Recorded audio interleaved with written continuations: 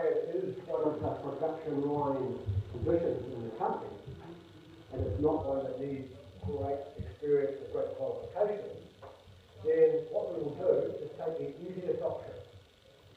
And that is, we pick up the phone and we ring up Kiwi Recruitment and say, we've got a position, we need filling. This is the requirement, this is our ideal specification, who have you got? And then the phone will go down. An hour later, we'll get a phone call to say we have 1 or 5 or we got people that could be suitable for the job. In which case, we would ask them to then rank their top 3 and set up an interview. And we will interview those 3 people. Right? Based on that, we are hoping we can only interview 3 people and find the one ideal person that we need at that time. If we need 2, we'll ask for 5. If we need 3, we'll probably go for 8. Something like that. Right? We'll pay percentages going. So we set up an interview basis. If we get the phone call back to say, we don't think we've got anybody, then we've got to start broadening up where we're going to search. Now what's the next step? Advertise in the newspaper locally? Not everybody gets the time zone, so let's kind of work and use more people get that. Again, it's from the local area. So the skill base in the local area may be typified by what Kiwi Recruitment already has on the books. Might be just more people unemployed or but the skill base is still in that same category. You may have to go broader, particularly if we're looking for somebody that's got experience and qualifications appropriate to the position, in which case we would go on training jobs, go to a broader net, or we will advertise nationally across New Zealand in national-based newspapers. Newspaper type thing, bigger circulation. And that is where the potential is to get the higher skilled people to come to Wairarapa and work here. So, depends on how your success rate goes. On the first one, trying the narrow search, you get the answer, no, rule it out, you can get it there, rule it out again. There's one last step, and that's going global. In fact, a number of companies in Wairarapa do go global. They recruit offshore. Bring people to New Zealand who have got the skills that they really, really want. If it's not already here, it's very expensive to train somebody up to the skill level you want. It's far cheaper to entice them to come and work here and be here next month, as opposed to spend a year training them. Yeah, you understand that? Okay. What else we've got here? So, screening and shortlisting. So, screening and shortlisting, two different things probably going on here. First one is, so we read the profile, the application from the individual. So, for you produce a CV. You've all done that here in college? No. Okay. All right. No problem with that. 2 things. CV, click on detail, is the story of your life. So it's projecting you and who you are. Who you are, what you are, and your values. That's what a CV is about. In reality, your lifespan, yours compared to mine, yours is that long and mine's about there, alright? I would probably write a book, and in reality, you could write more like a resume. And there's an advantage in writing a resume over a CV. Right? So, you know what a resume is? Right? I could get a job as a teacher, wouldn't I? Okay, resume, a brief summary of me. Alright? It's not a book anymore, so one page it. The big advantage of writing a resume over a CV, because if I'm the employer and I'm looking to interview some people, and I get a pile of CVs, I might get I've got to read all that to find out who I like and who I want to interview. 1 page resume is a file that big. That's 1 hour reading versus a whole day's reading. I'm busy doing what I'm doing. So if I can get to my answer quicker, you're doing me a favour. Right? So write writing a resume, short, sharp, brief, just give me the facts, make them relevant to my industry and what I'm about, and the position description that I gave, then you and I make friends already. Yeah? If I can read that, I like that one. No, that's not suitable. Well, I don't know what photos and pictures and photos and waters and career. No, it's taking up too much of my time. Okay? So, resume. Even more important than a CV at your stage in life. Okay? Bear with me on that one. Okay. So, you read those CVs, you will put in your resume or CV some people that can vouch for you, referees, as we call them, right? So, the next step is, I really like this person, but is this too good to be true? Well, there's the referee here, I'll win the referee up. Particularly if it's another business person, their head and my head are in a similar place, because they employ people and so do I. So the same hiccup they might have in recruitment, I would have in recruitment. So when we start talking our own language, because we understand each other and where we're coming from and what our needs are. So we'll get good rapport back from anybody that you've got and done work experience with. So don't think of work experience as just another option. Think about putting that big tick on your page. When somebody rings that referee, and they can say, we really love having this young person with us. They were really good. They were always here all the time. They didn't stand in the corner texting away and all those sorts of things. They actually got on and enjoyed the job and got on with the people that we worked on. If somebody can tell me that, you've got a job. Right? Simple. Yeah? Okay. The same as you put one of your pictures down, the first thing where you get asked us about it all the time.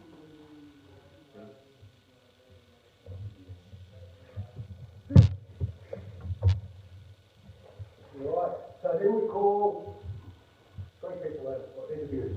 So, what are we looking for in the interview? Well, we're looking for body language. That's one of the first things. The first thing I'm looking for is the handshake. Doesn't matter who it is. I'm looking for my handshake. Alright? That's the welcoming thing. Alright? We can make a gesture to each other.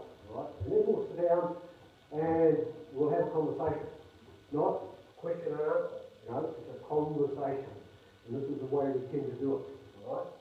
We will have questions, but the questions will come out as part of the conversation as opposed to question and answer stuff.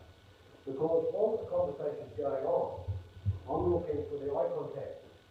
I want to see it. I want to see that I can believe what you're telling me. And it's going to reflect in the eyes, all right? Part of it.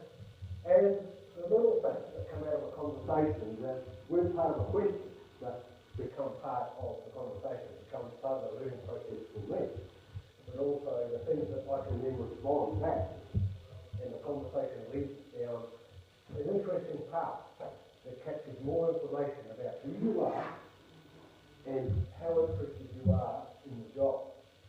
Because before you came to the interview, you would have had to have done one thing. If you didn't do it, you won't be getting the job.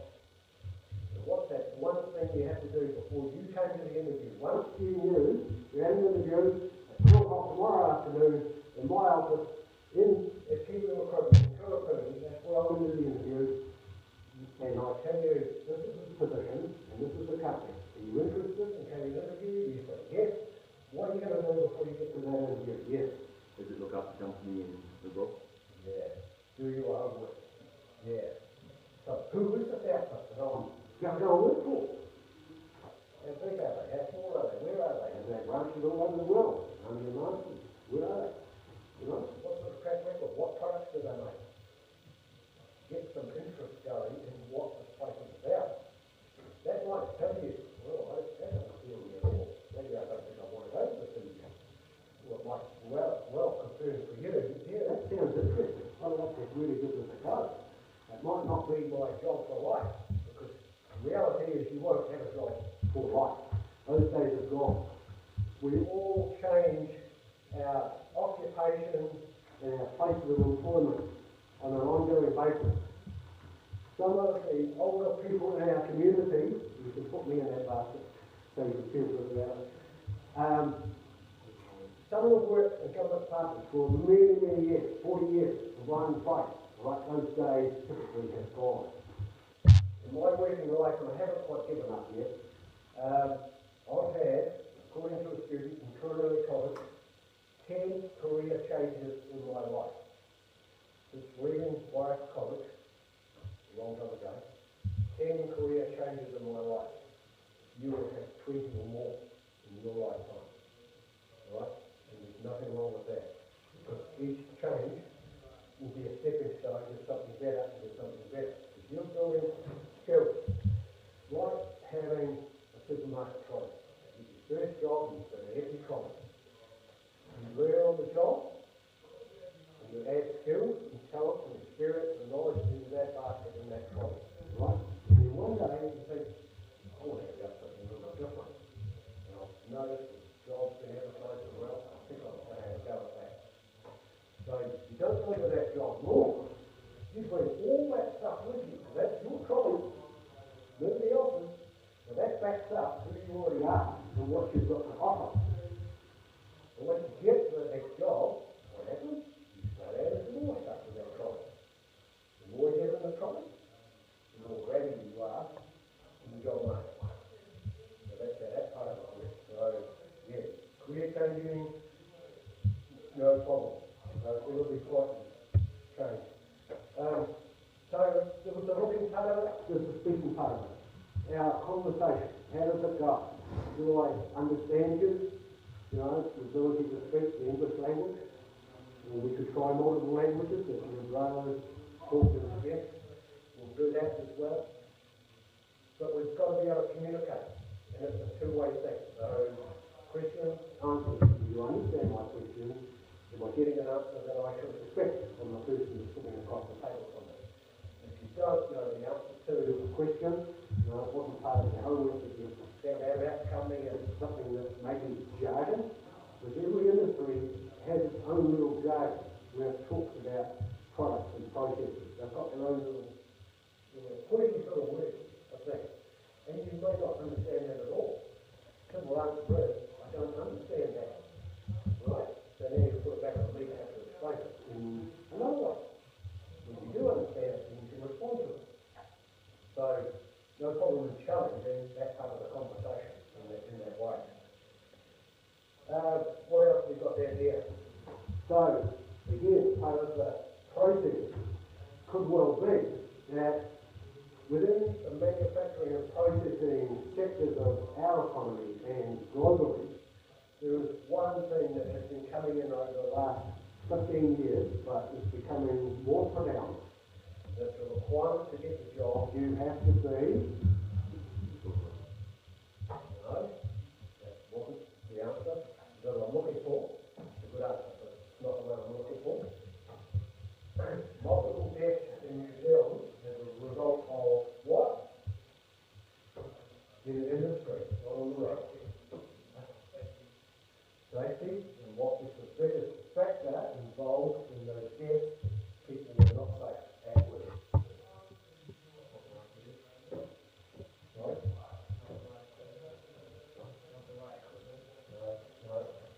Well, they weren't well equipped to be on the job. Drugs. Illegal drugs. Alright? So, in a lot of sectors now, drug screening. Right? Simple test. Got a kit here. We can do one after if you like. Anyone want that to go? Seriously, we're not going to do one. I have got a test kit here, so you can actually see what one looks like. Right? But drug screening, medical legal testing, as it's called, is something that's quite pronounced. Recruitment companies do it for a lot of their client companies, and a lot of companies do it in their own right. Right? I'm certified to do medical legal testing, so I travel around and can do it on-site, off-site, and various other places. So there's nothing strange about that in the world of employment today. So again, that can be another factor. Now, that's not about one law. The law says to the employer, if you employ somebody, and you didn't check to see that they were going to be safe, and other people around them were going to be safe, then you didn't do your job. So I've got to make sure I'm doing my job by making sure everybody is going to be but, you know, I think